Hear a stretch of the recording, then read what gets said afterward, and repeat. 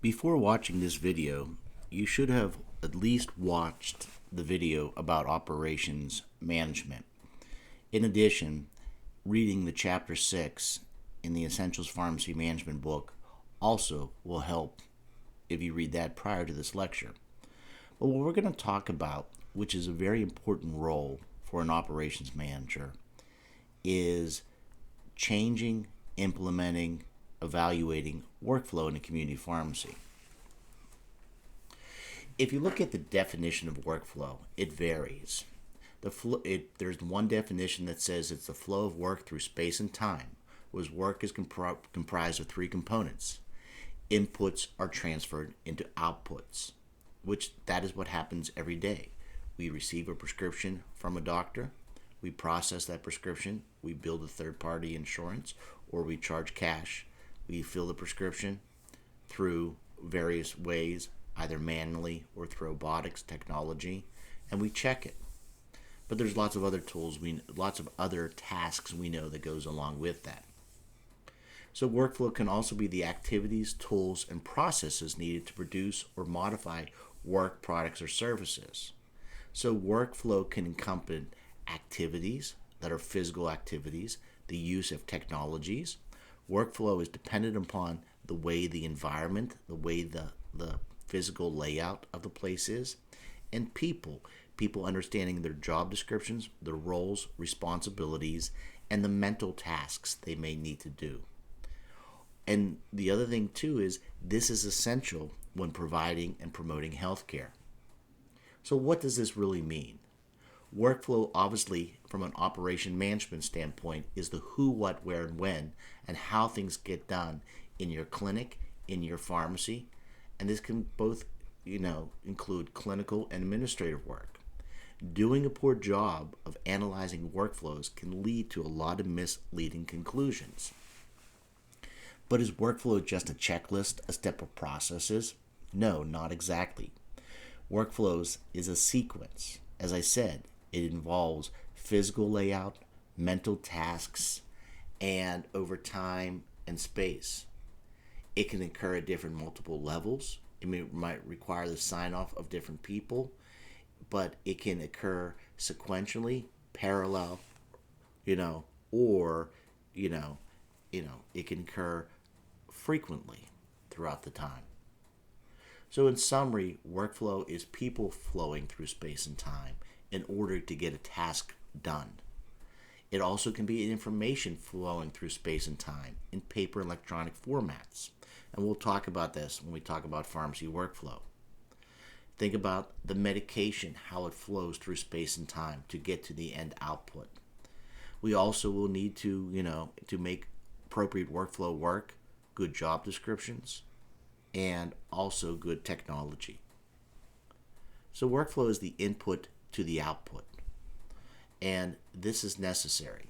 If you think about computer programmers, there was one law, and I can remember when I was young and I was interested in learning about computer programming, there was the first law I remember that my teacher taught me.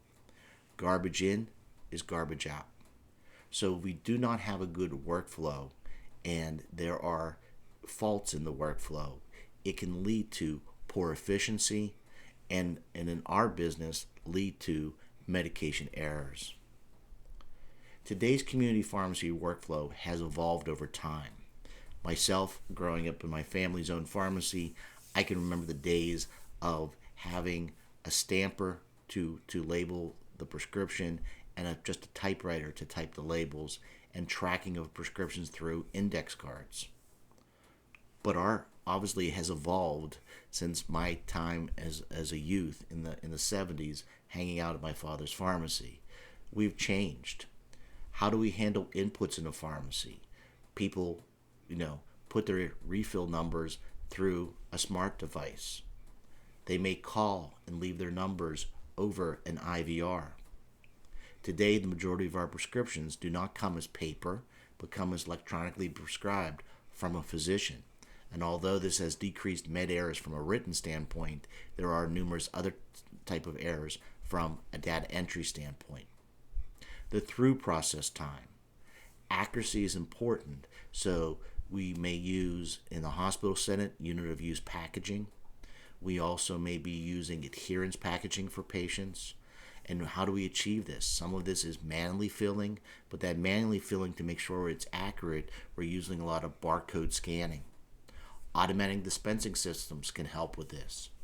And the importance of high-speed internet to not only connect computers to clinical software, but for the ability to bill. And so the through process, which is the majority of the process, has to be highly laid out and a good workflow process necessary. The output time is for delivering and counseling, tracking of receipts, patient education and counseling aids, point of sale systems, all of those things. And as we evolve into more clinical type of services, the ability for our system to be able to document so that we can send care plans to physicians to potentially get paid for those services. So as we approach the ability to want to do new services, what will those workflows be, and how can we measure the success of those? All good operation managers have to develop metrics of how do we measure the success of those. So in 2019 is the need for efficiency. We need to be efficient to maximize our resources. There's no room for waste and inefficiencies. We need to find time to change, and necessity is the mother of intervention. So how can we break down barriers that we have medications, technicians, pharmacists, and our patients? We need to find time to change, because we can't do additional services if it's just the pharmacist doing all the processes. It takes a team approach of the who, what, and where. Workflow disruptors. Let's think about those. And think about when you're analyzing a workflow as an operations manager, how could you improve those? The telephone. Now it has improved with IVR technology, but are pharmacists taking calls that others can handle? Is there a designated person to answer the phone? Who's responsible to at least answer the first ring?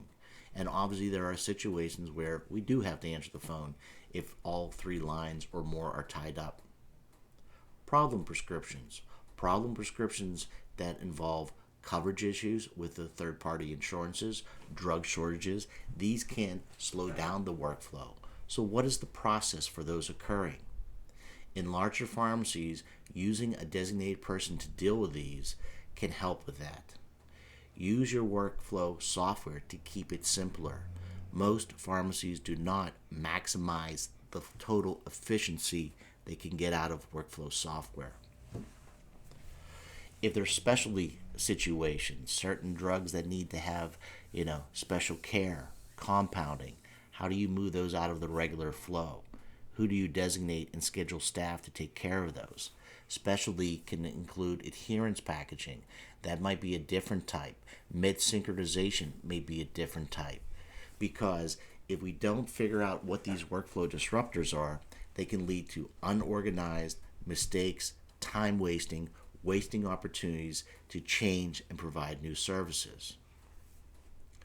J.R. Tolkien once wrote in his famous book, Lord of the Rings, this quote, "All we have to decide is what to do with the time that is given to us." There are numerous opportunities for pharmacies to go from just a distribution revenue type of business into a more service type of business. We've already seen that in the immunizations, but there's always room for growth of that. How many times does a pharmacist have time to talk to a patient to overview the potential immunizations they may need? How many times, does a pharmacist get to talk to somebody about maybe just a target NTM that the person's flagging for non-adherence?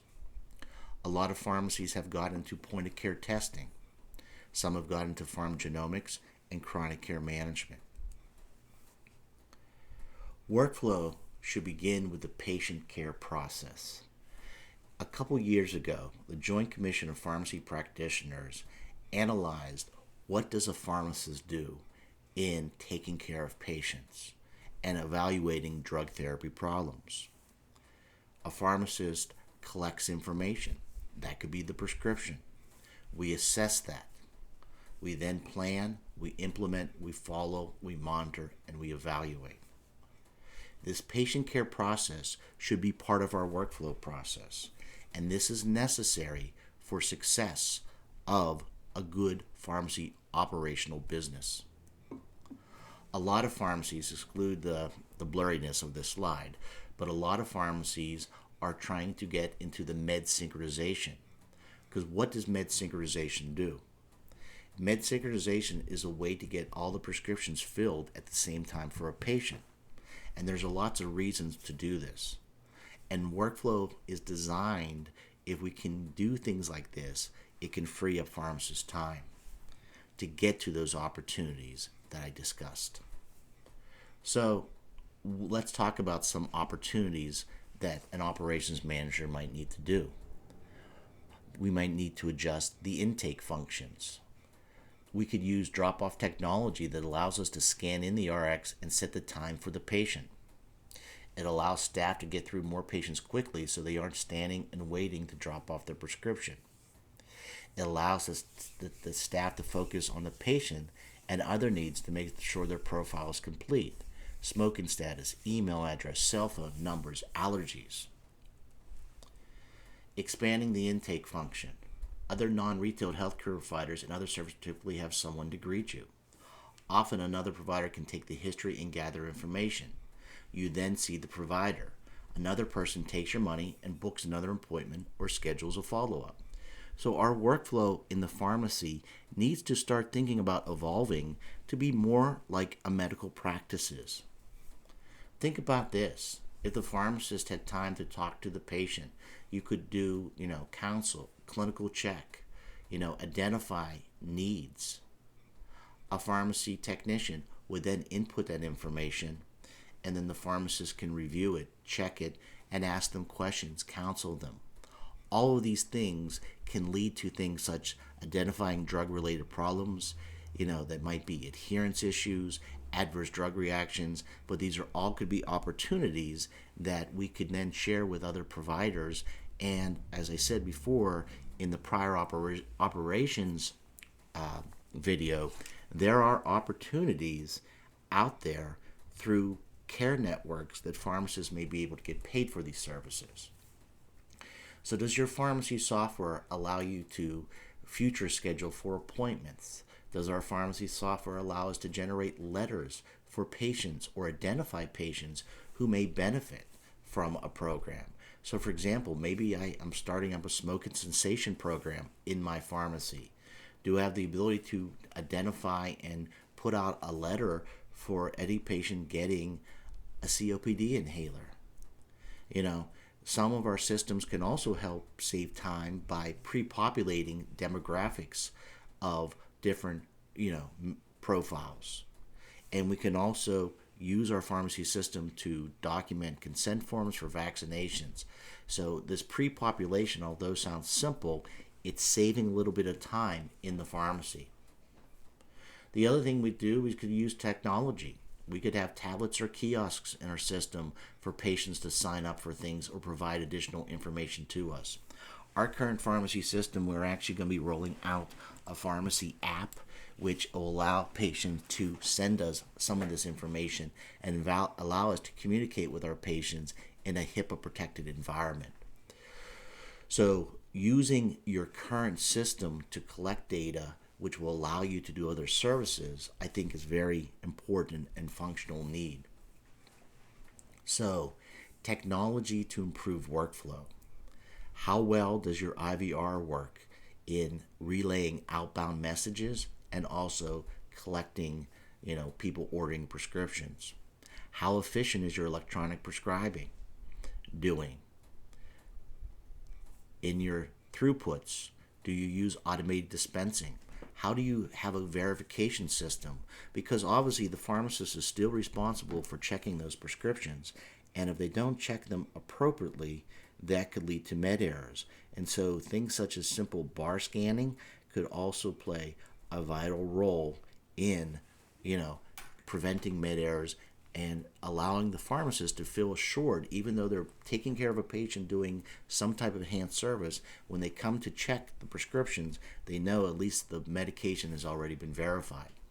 So technology can be various different forms. It could be robotics, such as a Script Pro that actually uses bar scanning to count and put it into the bottle and to put the label on the bottle. If we get into adherence packaging, there are different types of adherence packaging machines that can allow you, such as Parata, to be able to offer multi-dose packaging, just like PillPack does for Amazon. There's another one here on the very bottom. This is called an icon, and this icon can actually take a picture and count the prescription right there and then. It also corrects the inventory in the pharmacy system. And so it's not only barcoding to make sure it's the right drug with the prescription label that was run, but it's also verifying inventory. So simplifying multiple steps, that can free up more time in your workflow. So barcode scanning does help improve speed and accuracy. Paperless workflow, having the prescription scanned in right from the beginning, and using electronic signatures for deliveries, system faxing and receiving faxing within your pharmacy system. All simple steps to free up workflow. Regardless of the workflow software is, we have to think about a more paperless system, that it's flexible, and is driven by the person at that station and not by the physical work, because work can be done anywhere. And so it goes from the prescription intake to the new order entry, to verifying, to the labeling, to the quality assurance check, to the delivery or will call, and to also evaluate any error resolution. If you're trying to expand your pharmacy not only from a dispensing standpoint, and let me go back to this real quick, this workflow software. Think about who's responsible for all these things. Obviously, the quality assurance check is the pharmacist, but all these other checks along the way could be done by technology and good trained technicians. The reason why I bring that out is when we think about clinical workflows, people answering phones, appointment systems, messaging, scheduling, collecting information, these all could be done by well-trained technicians. Think about when you're seeing a doctor. Do you see the doctor the entire time you're there? No, you have support staff to be able to do that. So as you can see, workflow can be simple, such as ordering a medication, and there are some complexities to this, but we need to always think about the details and how can healthcare technology help us with this. If you're trying to develop or improve the operations of your business, I am more of a visual person, and I like looking at flow charts.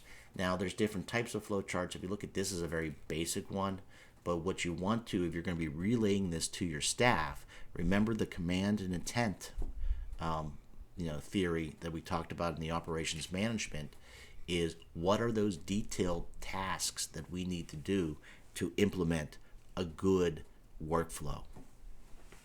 There are challenges.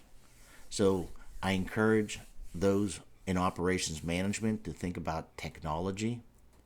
Technology, though, takes training. Technology also can help identify patients. I talked about we're at risk of patients with DIRs and adherence. There are ways out of your pharmacy system to run med adherence reports to take a look at this. How do we re-educate ourselves, sharpen the saw? How do we market our services of what we're doing? And by having good workflow, we can market how efficient we are in doing these services. By having good workflow would allow us to collaborate with physicians, hospitals, or home health with the potential of maybe getting paid or at least getting new prescriptions from these partners. And as I said, the more we can free up pharmacists' time, the more opportunity through things such as immunizations, MTM, that we can see those things. So as I said earlier, workflow should go by the same workflow we suggest in MTM. Think about in a pharmacy, how do you collect information? What's the input like? The quality assurance check, how do we assess things? How do we plan, implement, and follow up? These all tie into any type of workflow you're developing. Think about MTM. Somebody comes in for a prescription. While they're waiting for the prescription, maybe give them an update, print out a med list of their current meds. Have them check off what meds they are taking, what times they're taking. Have them write down, are you having any problems with your medications at this time? What questions do you have for the pharmacist? So while this fill process is going through, the pharmacist can review the medications once we collect the form from the patient, and then we can talk to the patient. And from our pharmacy systems, we can print out a personal medication record. We could type up real quickly an action plan, and then we can follow up. The workflow of MTM could occur in a pharmacy system. But for all good workflow, we need to have good organizational structure of who, what, where, doing what. Job descriptions and titles. What is the training requirements? Who does what? What standards of practice are we going to use? Our documentation systems and interprofessional communication. So, in summary, think about what technology you need in workflow, what training. A lot of times, good resources to learn about these things are from our state and national pharmacy associations, our wholesalers. Other MTM networks can help you with this. Finally, the one I want to really promote that I think is important for all organizations and is important structure is adherence programs. Synchronization, in my belief, is the cornerstone to do all other pharmacy services. If you think about if you could get the majority of your patients synced, how this could impact. Currently, the pharmacies that I work with, we've been doing sync for about the last 5 years, but about a year or two, we realized it had been falling off. People they were dropping out of the program. And a lot of it had to be doing that. We were doing it pretty much with a lot of paper, and we were also doing it not as our primary objective, but as an additional objective. And what I mean by that is we went to the benefits that MedSync could do for us. Think about this. Currently, up until a couple months ago, our pharmacies were only at about 25% of patients being synced, which means we would call them up, say, hey, has anything changed? We would then fill the prescriptions over a couple days, get them filled, and then they would pick them up at one time. Think about what that does. It improves your efficiencies because you're not acting in an acute situation where you're trying to fill a prescription as fast as possible. Think about that case Trey we talked about, and how the day changed when it got busy, and how were they going to handle that workload when they had a not fully trained technician involved. If I'm at 25% sync, like I said, that means 75% of my day is unpredictable, and I have to address those. If I'm greater than 50 or more percent, then my odds of predicting my workflow day is a lot easier. I can have an operational efficiency, better inventory management. I can see an increased revenue because patients are going to want to get they're going to get their prescriptions filled every month versus maybe missing a month or two. By doing this type of workflow, it can free up pharmacists' time because they can dictate. They're not working on an on-demand process. They're working on, a streamlined process. So we've done a good job of having a campaign of using our pharmacy system to identify those who are non-adherent, especially those who apply to the Medicare star ratings, which can impact our pharmacy reimbursement contracts. We then go over and select those medications. We actually have a process within our system that actually will keep track of that, and we can go in every day and see who do we need to call this today, because we're going to be filling the prescriptions in a couple days. And this gives us the time period to get refills, to get inventory in, and go through the process.